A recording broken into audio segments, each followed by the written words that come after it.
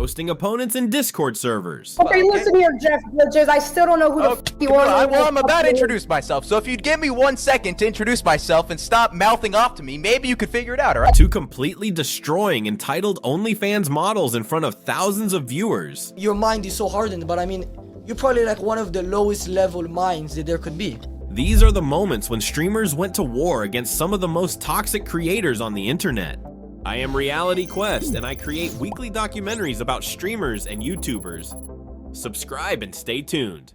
Starting with Packgod, the Discord rap battler who calls out problematic OnlyFans creators who think they're untouchable. When the OnlyFans model who goes by the name Camilla joined his Discord thinking she could talk down to everyone, Packgod immediately saw through her fake attitude. Hello? Can you hear me? Who the f is this? Hi, I'm sorry. This is Jeff. My name is Jeff. Jeff. Who the f is Jeff? Hey, can we calm down here for a minute, please? My name is Jeff Bridges, alright? I'm a I still don't. Camilla. She started insulting people in the chat, calling them losers while bragging about her expensive lifestyle. The creator, known for his aggressive rap style, wasn't about to let this slide. The model kept interrupting him while he was trying to introduce himself, acting like she owned the place. She clearly thought her OnlyFans success made her better than everyone else in the chat. This kind of entitled behavior is exactly what gives the adult content industry a bad reputation. Jeff, why are you still speaking to me? Why are you still talking to me? Well, dog face on the fucking screen. Who the f is this guy? What are you talking about? I wasn't even talking. What are you talking about? Hey, shut the hell up! Packgod turned the tables by asking her a simple question about her subscribers. When she admitted that she thinks anyone who pays for OnlyFans content is weird, he exposed the massive contradiction in her logic. She was basically calling her own supporters losers while depending on them for income. Yeah. You're either a subscriber of my OnlyFans trying to just talk to me, which is really fucking weird, or you're just a literal fat f just trying to troll people. Well, so get the f out of here. Well, do you think that people that subscribe to your OnlyFans are weird? I think anyone who's an OnlyFans subscriber is a little weird. So you think? I mean, some of them are really hot. So let me get. Wait a second. Excuse me. Jeff Bridges is talking. The hypocrisy was stunning. She bragged about getting expensive gifts like a pink Rolex from these same people she was calling weirdos. This showed how little respect she had for the fans who were literally paying her bills and buying her luxury items. Things got even worse when she claimed the Rolex made her better than other people. Packgod called out this toxic mindset, pointing out that material possessions don't determine someone's worth as a person. You're constantly fucking yelling and screaming like a fucking banshee. You sound like a fucking jackal from Halo 3. So listen, I need you to take it from here down here, okay? I need you to calm down right now because you're very annoying, okay? You're very annoying, and I want to understand something real quick. So you're basically telling me that the people that support you, the people that put a roof over your head, that buy the food you eat for dinner night, you think that they're all weirdos? All your supporters, you just think that they're weirdos and losers, correct? Some, but like they got me this fire-ass Rolex and it's pink because they know that, like, you know, it's pink. Her response revealed just how shallow and materialistic she really was. Do you hate everybody who's not rich?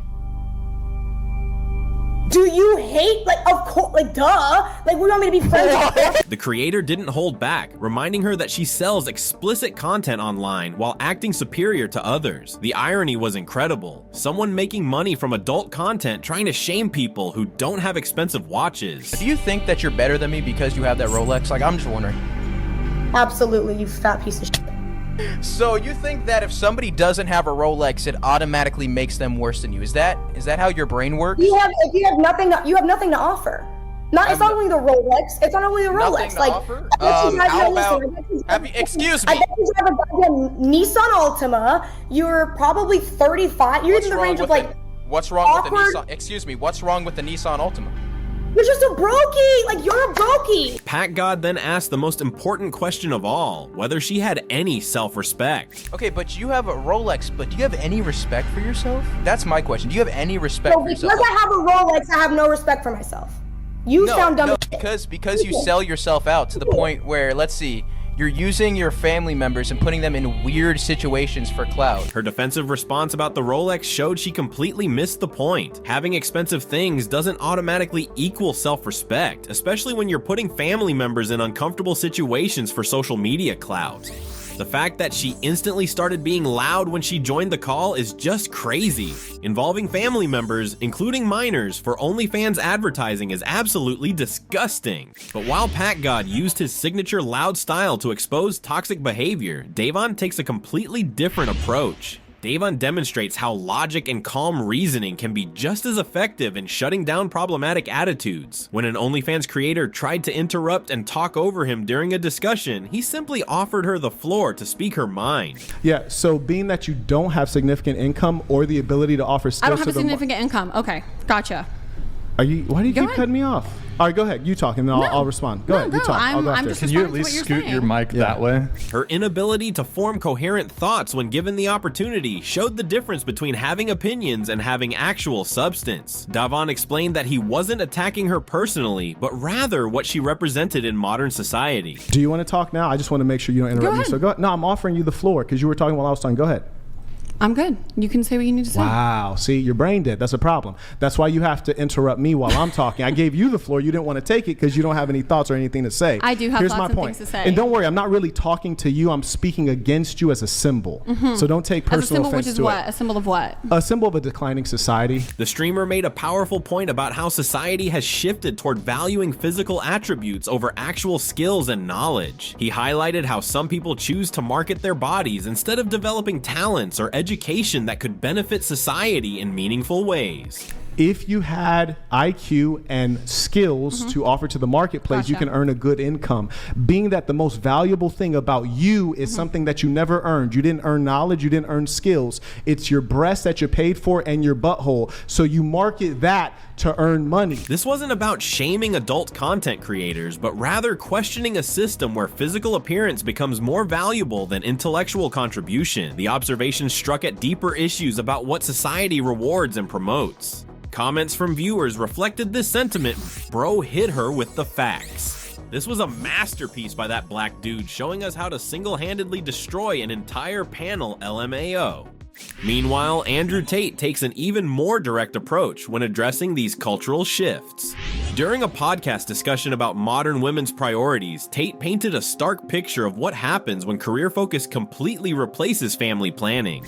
A life without children is vacuous, and it's inane, and it's pointless. And you may sit here and think that your career matters, but the truth is that your job will fire you out of whim and not give a second, don't give a solitary shit. He argued that jobs are temporary and unreliable, while relationships and children provide lasting fulfillment. His prediction about women reaching their 50s alone, surrounded by material possessions but lacking meaningful relationships, sparked intense debate. And when you're 52 and you're past it with no grandchildren in a house by yourself, and all your friends have grandchildren in this beautiful life, and you're sitting there by yourself, do you think the fact that you can afford a few extra Gucci bags is going to genuinely make you feel happy? Whether you agree with his methods or not, the core message about finding balance between career ambition and personal relationships resonated with many viewers. Tate emphasized how motherhood consistently ranks among the most fulfilling experiences according to psychological studies. He challenged women to ask their own mothers whether they regret having children, knowing the answer would likely be overwhelmingly positive. I stood there and I looked at my 93-year-old grandmother, and there was a room, a whole room full with maybe 70 people that came from that one woman. Isn't that remarkable? That nobody cared about her career. Nobody asked what job she did. Nobody asked how many times she went to the club. Nobody asked if she had time to go to festivals. No, you had 70 sentient beings, including myself, full of life from one woman who dedicated herself to being a mother and a good wife. That is beautiful. The streamer's passionate delivery made his point about generational responsibility and the importance of continuing family lines. His argument centered on honoring the sacrifices previous generations made for survival and progress. The most controversial part of his speech involved criticizing people who choose temporary pleasures over long-term legacy building. He specifically targeted lifestyle choices like constant partying and social media obsession as poor substitutes for meaningful life contributions. And if you sit here and genuinely think that you're going to work your ass through your fertile years, and by the age of 54, you're not going to be suicidal alone with a cat, then you're dumb. The happiest women on earth have children and a man who's paying the bills and their mothers. The happiest people on earth. I guarantee it. While his delivery was harsh, the underlying message about respecting ancestral struggles and making choices that honor their sacrifices struck a chord with audiences seeking deeper purpose beyond material success. Comments from viewers appreciated his direct approach. An absolute golden moment from Andrew. Truth and love, magnificent. Tate went off, and rightfully so. Those sirens needed a reality check, and he gave it to them with both barrels blazing. Top G. But sometimes the most effective callouts come from unexpected sources. Matan even participated in an online debate that completely dismantled an OnlyFans creator's attempt to appear intellectually superior. The young person pointed out the contradiction between claiming to have a brilliant mind while spending days watching political streamers and selling explicit content. Savannah, I wouldn't whisper in your ear like Panda, but if I put my dick in your ear to unlock your mind and change your life, You would have you give absolutely nothing to add to my mind. I can assure you of that. me? Yeah, because there's nothing there. You sit. You. That's you, not how it works. What you don't. It'll just be my dick in your skull. You're acting as if you have like a good mind, but you sit all day watching Hassan Piker and then sell your nudes online. Before that, you were a stripper who was not confident in your own ability to become a lawyer, so you became a stripper and then like an online stripper. The teenager's calm, factual approach highlighted how the creator had abandoned traditional career paths in favor of adult content creation. This wasn't meant as judgment, but rather as context for understanding her current position and attitude. When the creator tried to defend her choices by claiming online work was fun and provided a good lifestyle, the young debater predicted future consequences. What have you done? Have you studied No, something? but I'm not claiming Did you go to college and I didn't claim get a degree and learn a profession and I'm not old. study? He never claimed to be a smart guy. I You never- just I said. know. Are you a And by the child? way, Like- I never claimed to be such a hardened mind that I have nothing left to learn or to add value to my head. You're claiming, I don't have anything left, but you're I'm claiming probably a red pill YouTuber has nothing to add to my brain. They're vacant in the head. The exchange demonstrated how younger generations are becoming more aware of long-term consequences and social impacts of various career choices, even when discussing sensitive topics with adults. I have you nothing. see, you to watch learn. Hassan Piker all day. That's not true. I don't sit around watching You said that you watch Hassan. YouTubers all day. Okay, listen. Whether or not Zherka has something to add to your mind, you're saying that as if you're like a legend. Your mind is so hardened, but I mean, you're probably like one of the lowest level minds that there could be. According to who? You? Like, who are you? That's what I'm saying. I think the vast majority would agree with me. That's why you turn to selling your nudes online. Funny how in a room of adults, Matan is the only one who is actual person who is actually acting like an adult. This kid is a genius. Our society is F-sect up. We need more people like him. Zherka, however, takes a completely different approach when dealing with gold-digging behavior. During a dating podcast discussion, Zherka called out the double standards between how men and women approach relationships. What did you say? Why would I want to be with a bum? How come no man in this room has ever said that about a girl they dated? Because you're all gold-digging skanks. We're romantic. We'll take a bum McDonald's worker. You couldn't do that. No woman's ever done that. You guys date up, we date down. That means every ex-boyfriend you've had was better than you. That's why you let him hit it. His observations sparked heated debate about relationship dynamics and financial expectations. The streamer argued this pattern reveals fundamental differences in how genders approach romantic partnerships. Could you marry a Burger King employee? I won't do that. Could any girl here do it? Has any girl in history ever done it? You're all dirty gold diggers. Admit you're scared. And you know what's funny? That's the point. You abandoned him. When one model admitted she wouldn't marry someone working at Burger King, Zherka used this as proof of his point about gold-digging behavior. He challenged the women present to name any examples of successful women marrying significantly less wealthy men. The discussion revealed uncomfortable truths about modern dating culture and financial expectations. Zherka's direct questioning forced participants to confront their own biases and standards in partner selection. You said past tense have. Why did you abandon him? Because of the point we just brought up. Because he's bum. No, because I figured out that I need someone financially at my level A leader. or higher. But what if you're married But to a leader? how come the men here don't mind if she's a bum? Zherka is 100% right. Zherka really went crazy on this episode. But perhaps the most disturbing content comes from creators who involve family members, which is exactly what Penguin Zero exposed. Penguin Zero exposed an OnlyFans creator, Camilla, who was using her minor brother to promote her adult content in deeply inappropriate ways. And now she's making some weird choices when it comes to how she promotes her OnlyFans. So the one that got her in a lot of hot water is this one. How does it feel to have a sister that has an OF? My friends always ask me if it's pink, but I don't really know what they mean by that. The creator had her brother reference sexual questions from his friends about her body, then pretended to be shocked by his comments. This crossed major ethical boundaries by involving a child in adult content marketing. The brother was essentially being used as a prop to create viral marketing content for his sister's explicit material, which raised serious concerns about child exploitation. It should be pretty obvious why this was disturbing and upsetting for most people. She's using her brother, who is a child, to promote her OnlyFans content. That is some twisted shit. Charles's breakdown of this situation helped viewers understand why this content was so problematic. Using minor family members to promote adult content violates basic boundaries between appropriate family relationships and commercial sex work. But it's just so weird to use a kid, your own brother, to promote your OnlyFans and then have him say something about your p***, or rather, his friends say something about your p***. It's so gross. It's weird to think that her OnlyFans is technically a family venture. Charlie never ceases to find the most horrible people on the internet just to make us feel good about ourselves. Even major creators like PewDiePie take stands against inappropriate content. When an adult content creator tried to send PewDiePie promotional materials through his editor, the massive YouTuber immediately rejected the collaboration. Belle Delphine box incoming. Who should I send a mystery box to next? How do I even go about contacting PewDiePie? That's how she speaks, by the way.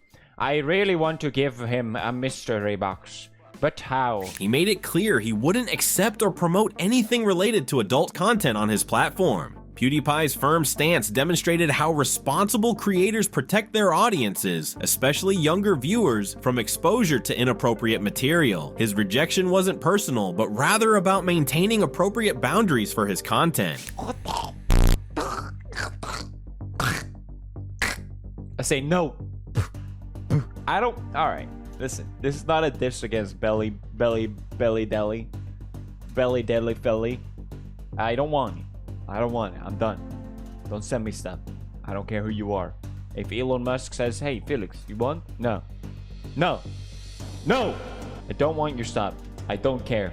No. The incident showed how some adult content creators try to gain mainstream legitimacy by associating with popular non-adult creators. Belle Delphine is the reason why we Bigfoots usually just hide in the deep woods. But the most shocking revelation involves creators who abandon family during international crises. Zherka encountered a married woman on a dating podcast whose husband was actively fighting in the Ukraine war. The streamer was absolutely stunned to discover she was appearing on dating content while her spouse was literally dodging bullets and shells in combat. Zherka, she's actually married. Her husband's back in Ukraine. She's married. What the f*** are you doing? You're a f***ing demon! It's the Antichrist! You're on a dating podcast while that nigga is avoiding shells? He's running and ducking, and could you imagine the war zone? He's like, do I got good reception to see what's happening on Fresh and Fit? What the f? The situation revealed an almost unthinkable level of betrayal and selfishness. While her husband was risking his life defending their country, she was in another nation participating in dating content and potentially cheating on their marriage. You're here being a whore, and he's getting his head blown off. You're being a I will actually show you for him. You think he's happy that you're here? Yo, Bills. You think what is he? Is this Neo from the Matrix? He's dodging bullets. You think he's happy you're on a podcast? Zherka's reaction was explosive and completely justified. He pointed out the incredible contrast between her husband facing life or death situations daily, while she was dressed inappropriately for dating podcasts in safety and comfort. The streamer's anger reflected what most people would feel discovering such a betrayal. Okay, before you came here, it was like the talk we don't. Even before they're asking you how many guys. Imagine your husband is watching a man say how many people f your p while he's dying. Are you sure? You're worse than Hitler. You're literally worse than Hitler. Hitler, at least he liked animals. Zherka's passionate response included religious references, suggesting that this level of betrayal warranted severe spiritual consequences. His reaction spoke for countless viewers who were equally horrified by the woman's choices and priorities during such a critical time. Your husband can get shot. Who said I don't care? You know the Who reason- said? Yeah. The fucking podcast host that fucks every woman in Miami. As can I see far? This You is only so say graphic. everything which is like, you know, compared to your mind. So Please call him so we can hear him right now. Comments from viewers showed the widespread disgust with this behavior. Zherka actually right about that Ukrainian girl. Make sure to subscribe to see more content about streamers. Also, YouTube thinks you will love this video that is on the screen right now.